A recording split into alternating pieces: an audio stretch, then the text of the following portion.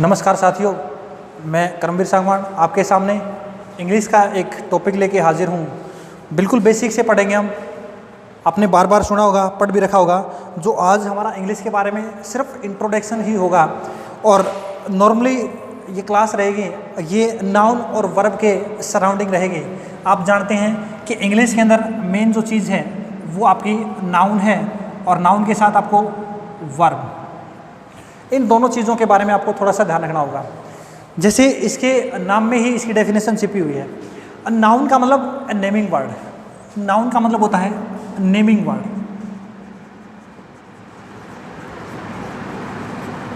Noun मतलब naming word. आपको पूरी डेफिनेशन याद करने की ज़रूरत नहीं है, सिर्फ शॉर्ट में पढ़ेंगे आप। और वर्ब का मतलब क्या होता है? एक्शन। अब आपके दिमाग में ये होगा कि सर सिर्फ एक्शन वर्ड होते हैं, सिर्फ वही आपके वर्ब होते हैं क्या? बिल्कुल ऐसा ज़रूरी नहीं है। कई बार नॉन एक्टिव वर्ड होते हैं, वो भी किसका काम करते हैं? वर्ब का काम करते हैं, लेकिन आगे हम देखेंगे। तो देखो, नाउन का मतलब नेमिंग वर्ड और वर्ब का मतलब क्या होता है? एक्शन, या आप कह सकते हैं action word. Action word is called verb. तो कोई भी एक्शन करते हैं हम, कोई भी एक्शन करते हैं, वही सब किसके अंदर आते हैं? वर्ब के अंदर आते हैं।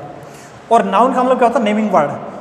या आप ये कह सकते हैं कि इस अर्थ सरफेस के ऊपर जितने भी ऑब्जेक्ट हैं और जिनको हम नाम से जानते हैं, वही आपके सारे क्या हैं? नाउन है। तो नाउन का मतलब नेमिंग वर्ड और वर्ब का मतलब होता है एक्शन वर्ड, और action word is called verb. तो दोनों बात आपको ध्यान रखनी है। अब इसमें आपको ध्यान रखना है कि सिंगुलर और प्लूरल का थोड़ा सा फंडा रहता है, उसको ध्यान रखना है। जैसे कई बार आपने देखा होगा कि वर्ब के अंदर हम कुछ ऐड कर देते हैं, एस या ईएस, तो वो वर्ब है कैसी बन जाती है, आपको ध्यान रखना है। तो वो वर्ब हमेशा सिंगुलर वर्ब होती है, सिंगुलर वर्ब। ठीक है। उसी प्रकार से अगर हम नाउन के अंदर कुछ ऐड कर देते हैं, तो वो जो नाउन है वो कैसी होती है, आपको ध्यान रखना है। वो नाउन हमेशा आपकी प्लूरल होगी, वो आपकी प्लूरल नाउन होती है, प्लूरल नाउन। फॉर एग्जाम्पल, जैसे मैं यहाँ पे लिख देता हूँ चेयर, और आप सभी जानते हैं कि चेयर का मतलब होता है कुर्सी, और कुर्सी आपका एक नाउन है, और नाउन है, सिंगुलर नाउन है। इसके अंदर हमने ऐड कर दिया एस, तो ये बन गया आपका चेयर्स। तो चेयर का मतलब आप जानते हैं प्लूरल नाउन है, और चेयर का मतलब क्या है? आपका सिंगुलर नाउन है। उसी प्रकार से जैसे मैंने वर्ब के लिए कहा था आपको कि गो, तो गो आपकी एक वर्ब है, और गो के अंदर हमने ऐड कर दिया ईएस, तो ये बन गया आपका गोज।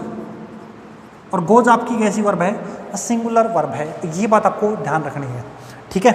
तो मैं आपको बताना चाहता हूँ कि अभी तक आपने पढ़ा होगा कि जी जो भी नाम है, जिस भी वस्तु का, किसी भी चीज़ का नाम है, वही आपका नाउन है। लेकिन आपको थोड़ा सा ध्यान रखना है कि सिर्फ नाम से ही काम नहीं चलता है कि नाम को ही हम नाउन कहते हैं। जैसे मैं कुछ यहाँ पे सेंटेंस लिखता हूँ और आप मुझे बताएंगे कि इनमें से कौन कौन सा नाउन है। अब नाउन का फंडा देखिएगा। जैसे मैं कहता हूँ कि ही गोज टू स्कूल। अगर मैं आपसे पूछूं ही गोज टू स्कूल, अगर मैं आपसे पूछूं कि इस सेंटेंस के अंदर कोई नाउन आया है या नहीं, तो आप मुझे बताएंगे कि इसके अंदर नाउन आया है कि नहीं। या मैं कहूं राम लाइक्स हिज होम। ठीक है भाई, राम लाइक्स हिज होम। अब आपको ध्यान रखना है, ये सेंटेंस आपका एक है, ये सेंटेंस नंबर 2 है, तो आपको दोनों सेंटेंस में बताना है कि ये नाउन आया है या नहीं आया है। देखो, आपने बहुत से तरीके देखे होंगे नाउन को पहचानने के, लेकिन मैं आपको जो तरीका बताऊंगा उससे जो बाकी तरीके हैं वो डिफर हैं, और मैं जो एक तरीका बताऊंगा उसी से आप किसी भी सेंटेंस से आप निकाल सकते हैं कि इसमें नाउन है या नहीं है।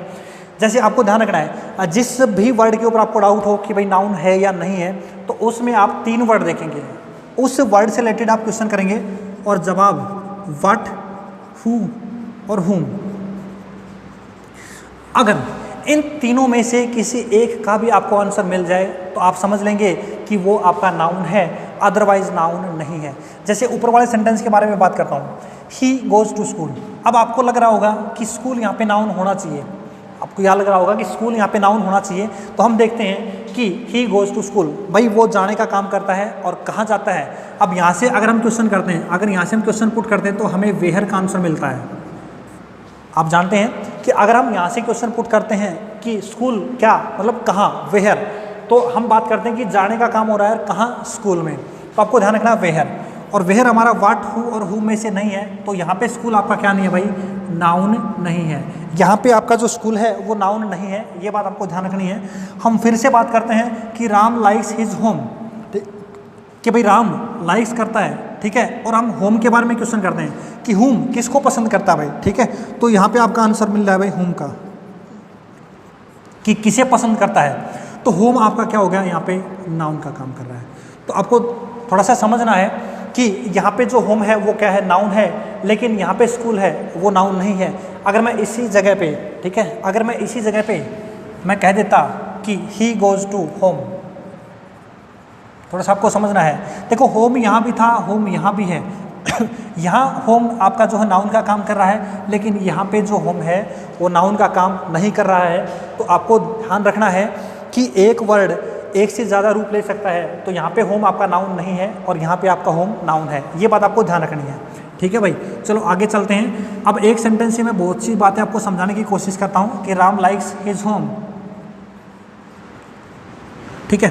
अब सबसे पहले हम राम के ऊपर चलते हैं। अब आपने देखा होगा मैं आपसे पूछूं भाई राम पार्ट ऑफ स्पीच में है क्या, ये सब बातें हम पार्ट ऑफ स्पीच के बारे में बात करें तो पार्ट ऑफ स्पीच में राम है क्या, तो वही बात वही फंडा आपको लगाना है कि आप क्वेश्चन करेंगे राम के बारे में, ठीक है भाई, कि लाइक्स हिज होम, भाई कौन है पसंद करने वाला।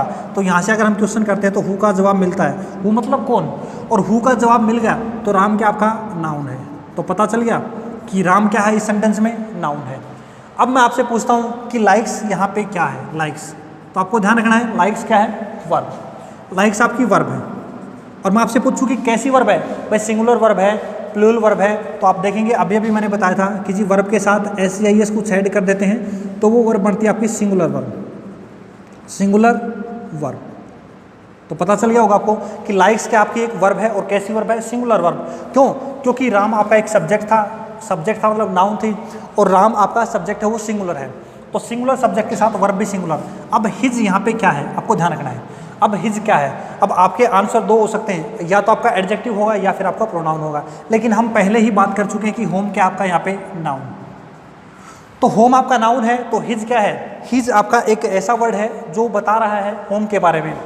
और आप जानते ही हैं कि that words which replace a noun is called pronoun, और जो शब्द नाउन के बारे में बताए वो आपका एडजेक्टिव होगा। तो ये किसी नाउन को रिप्लेस तो नहीं कर रहा, ये सिर्फ नाउन के बारे में बता रहा है, तो हिज आपका क्या हो जाएगा यहाँ पे, एडजेक्टिव हो जाएगा, हिज आपका एडजेक्टिव हो जाएगा।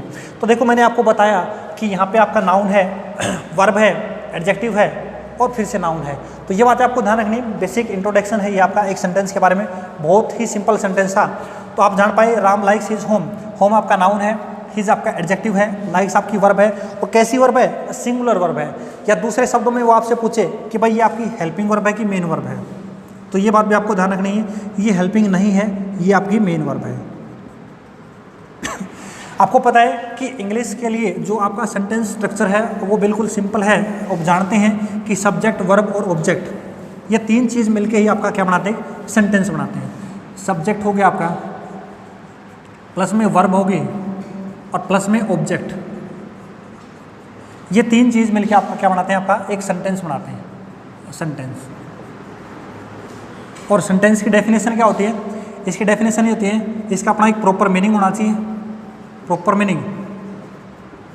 और दूसरी बात कि जो आपकी अरेंजमेंट है,